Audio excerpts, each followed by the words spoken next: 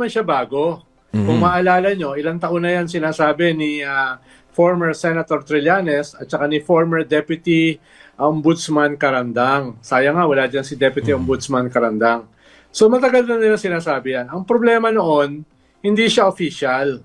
Hindi siya official documents ng AMLAC, di ba? At hindi siya nanggaling sa mga bangko. Eh ngayon, official na.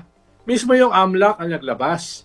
6.77 billion. Initially yan dahil hindi naman natin alam kung ano pa yung mga bank accounts ni Vice President Sara at yung kanyang asawa.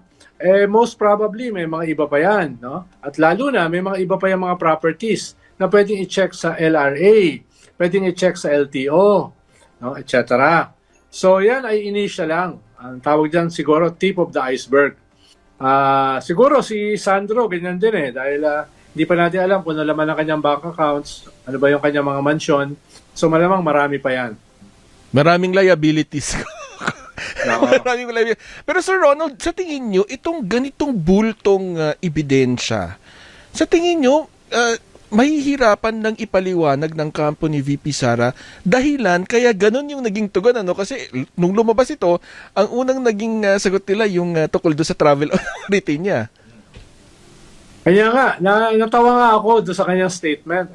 Paano hindi niya sinagot ng maayos itong lumabas na ito? Ang tawag dyan ay whataboutism. Ang tawag dyan. So mga sagot niya, paano yung nangyari dito? What about this? What about that? Hindi naman yun ang issue Ang issue yung kanyang bank accounts. Ang issue yung kanyang SALN. Ang issue yung kanyang tagong kayamanan. No? Undeclared wealth.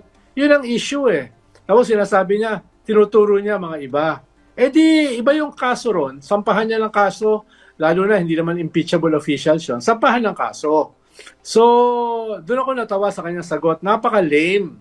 Sana man lang, sa bagay, kung totoo yung mga aligasyon na yan, totoo yung mga bank accounts na yan, ang hirap talaga sagutin.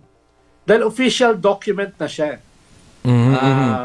Kaya, nung originally nabasa ko yung kanyang statement, parang, oops, ano ito?